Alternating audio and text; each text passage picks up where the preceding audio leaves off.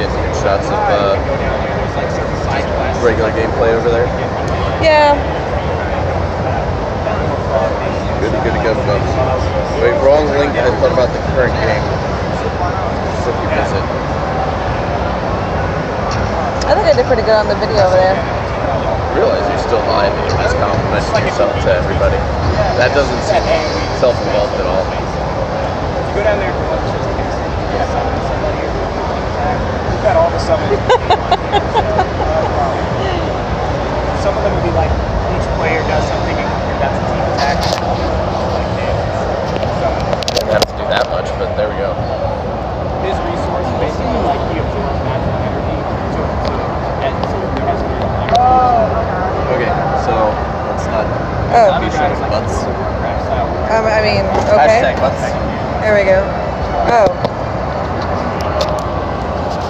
This is the next game we're going to be talking about, guys, is Infinite Adventures.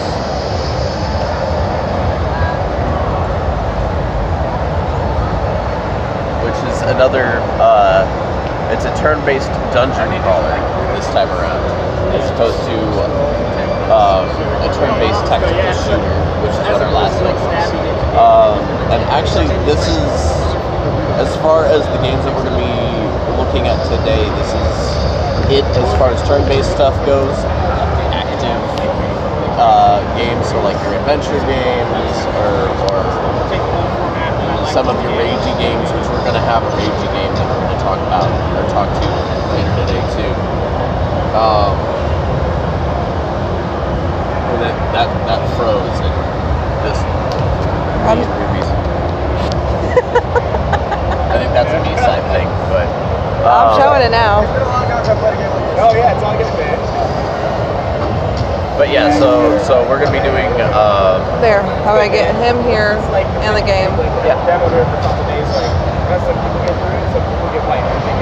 Like, all right. But yeah, this will be our last. I mean, it's only 2 interviews this morning as opposed to this afternoon where the bulk of our interviews are going to be happening. And the reason for that is we got to go get lunch, and the con just opens at 10.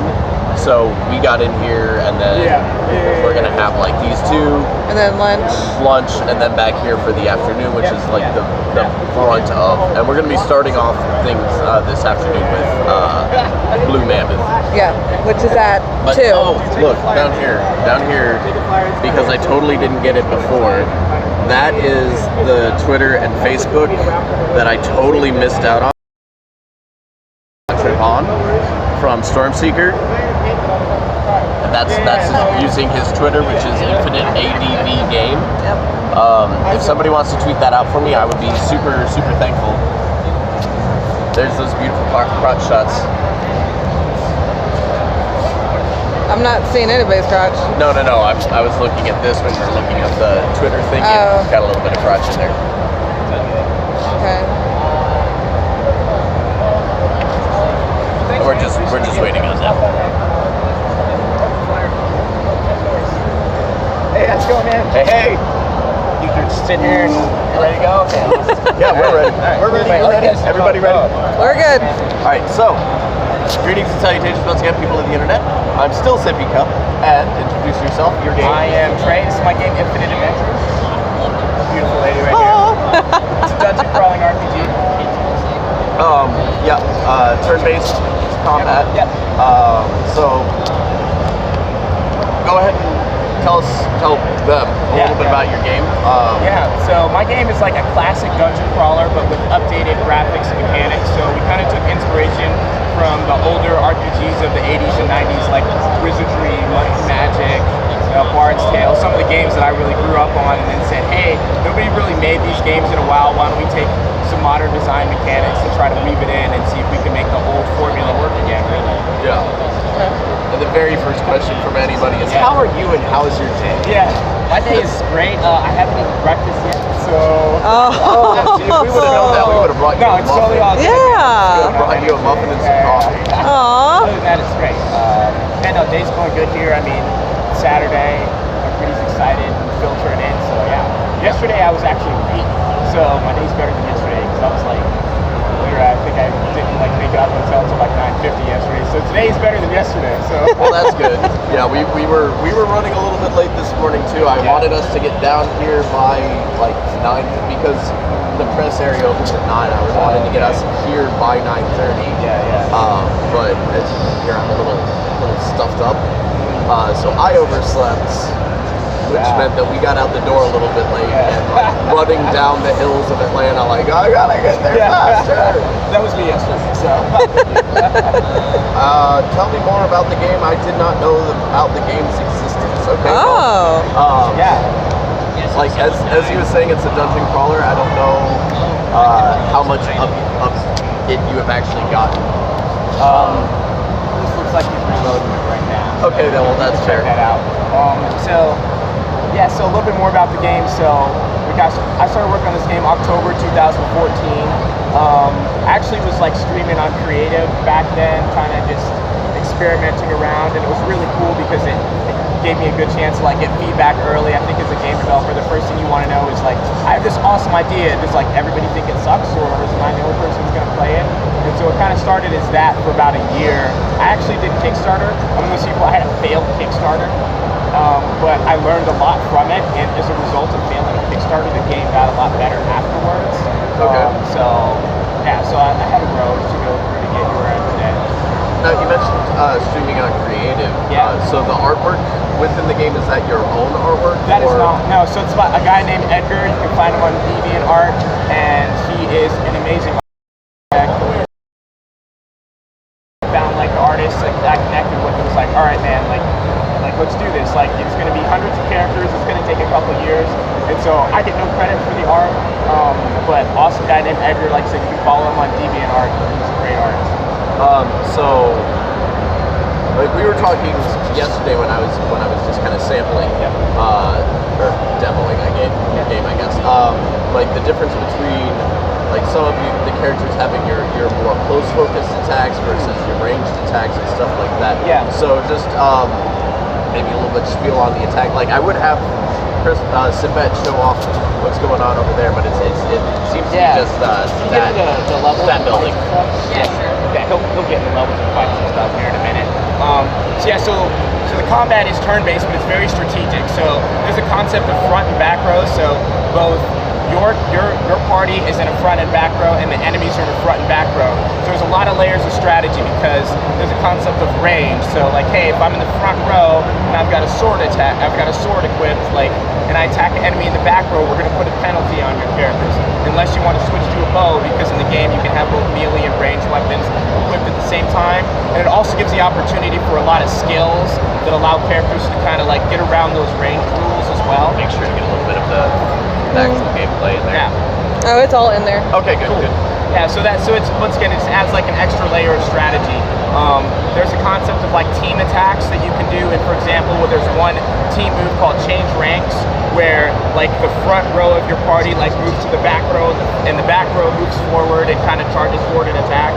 So there's all sorts of like skills and mechanics that are built around the kind of like strategic layers of range that you can kind of play with. Okay, and I didn't realize yesterday that our team was in a front and back row too. So is that like it has 3 on one side, 3 on the other? Is that your front on one and your back on the other? We actually experimented with just doing it visually with like 3 and then 3, and then from the UI perspective it just looked funky, so we switched it to left and right. Well, I actually like the way that this looks a little bit better, because doing it any other way, I think the only way that it would be visually appealing if you did it any other way than this is like the old Final Fantasy, like old Final Fantasy, where it would have to be like my characters lined up, their characters lined up, but that offers like a level of confusion, because unless you put the grid like Final Fantasy Tactics, and we didn't want to do that.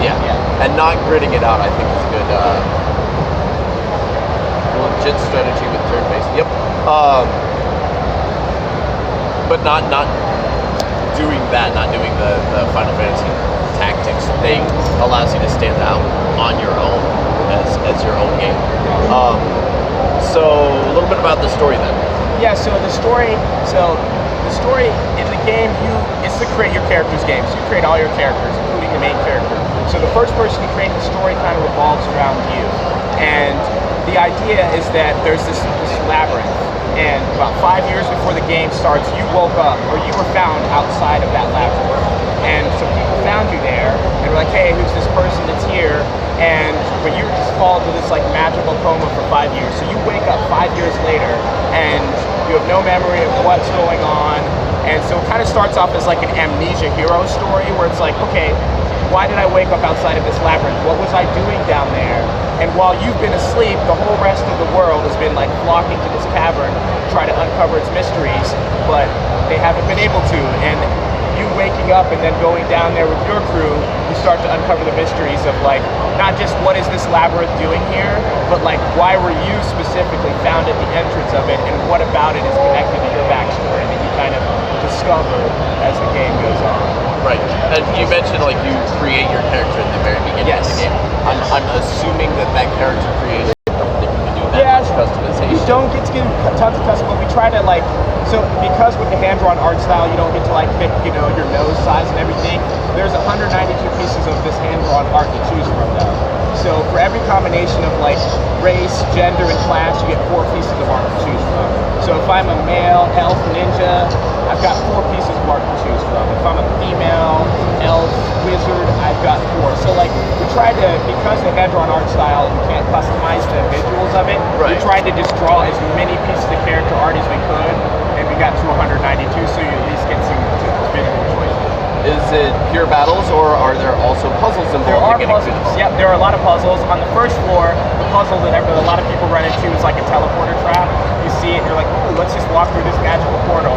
Well, would you really do that in a dungeon? Now you got teleported on the other side.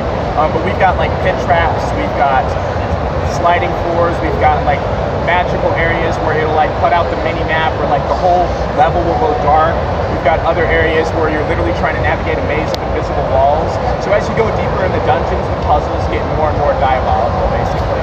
Okay, well, is that more puzzles or just more traps? It's both. It's a combination of like traps and like puzzles through like different quests and whatnot as well. So it's a combination of both. So what kind of heads up would you get for like, if you've explored enough, you would know about the teleporter trap? Yes. So that's a good question. So we have the concept, and it's one thing that you're not going to get in the demo because we're working on it right now, of the idea of like the dungeon master.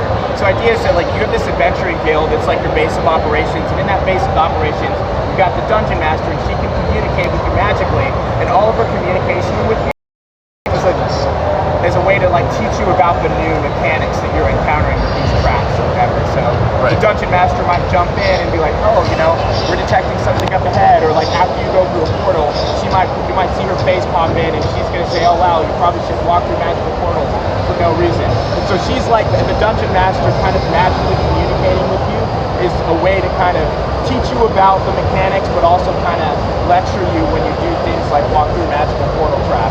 So I'm getting the general feeling that when the game releases, magical portals are bad. Yes, magical portals are bad. That's just the general. Unless you made the magical portal and you know exactly what the magical portal is doing, I don't know that you can do that, but I'm assuming don't walk through magical portals. Yes, but there actually is some dialogue in the prologue sequence of the game where you run into the prologue. We throw you into this party, and the first thing they're doing is talking about the fact that they probably shouldn't have been walking through magical portals. So if you're really keen on the dialogue of the story scene, you would have gotten a hint earlier on that's like, oh, remember how those NPCs were talking about not walking through random magical portals? Maybe I should have listened to that. So he's got a little bit of combat going right now. Question from Beta. Huh? There's a question from Beta. How many characters in the game, and how many can we bring?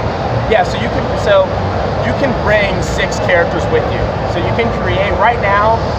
There is no maximum for the number of characters you can create in your guild. So it's one of those things where I'm like, I should probably put a limit on it so people don't like make 1,000 characters just to like troll my game.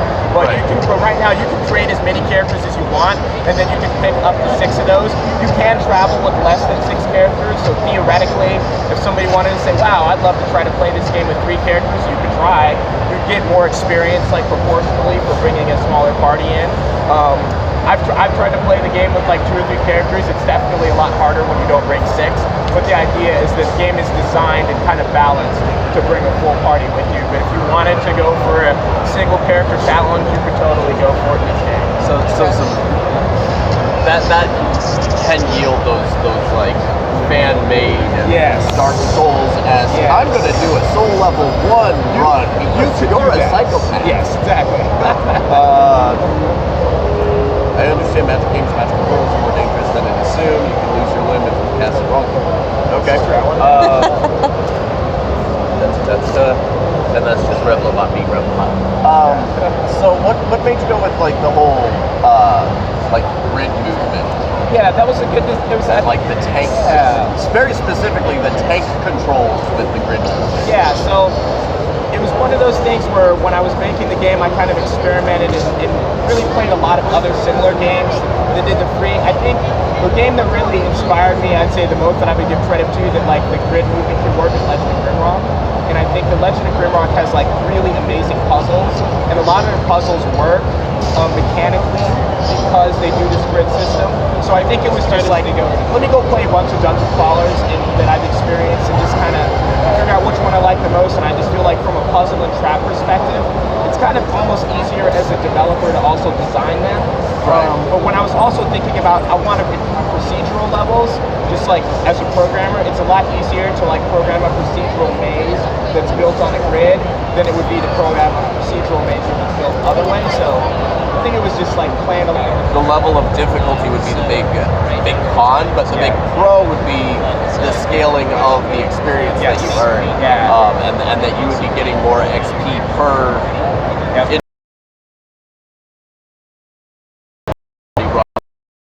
I could see happening is like, do you get to choose where you stack your people? Like, so if I did a party of 3, Then you cannot have anybody in the back row.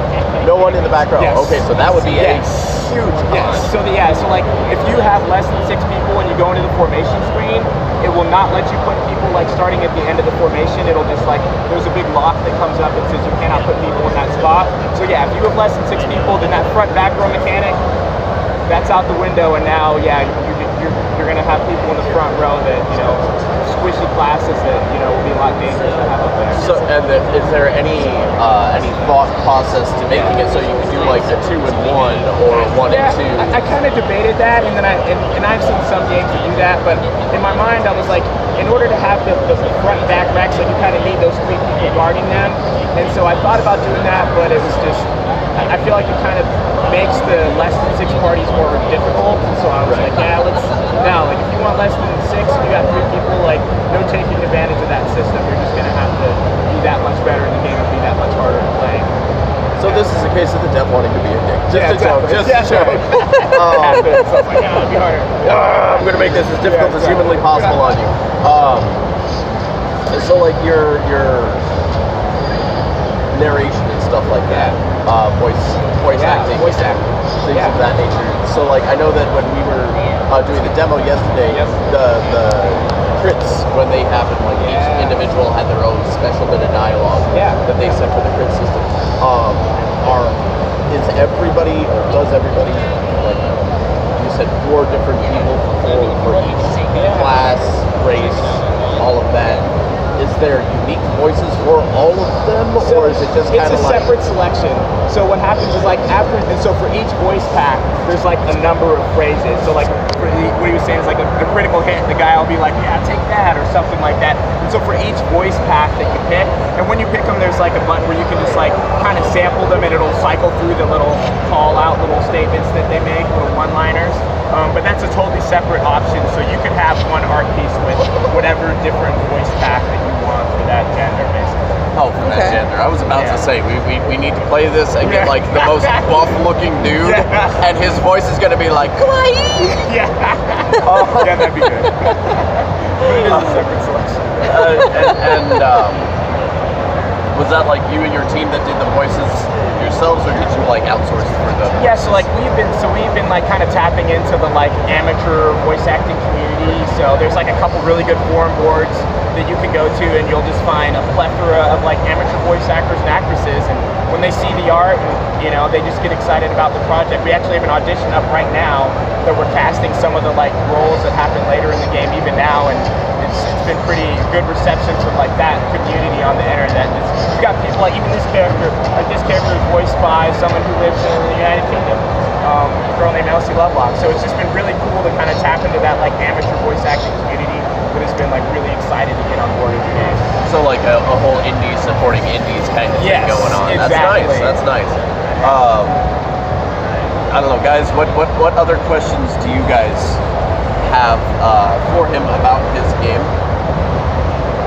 I'm looking to see if I missed any, and I haven't thus far. And I'm trying to think myself of what other questions I would have about your game. So sticking with the voice acting piece. Your overarching story and the narration that happens there, the individual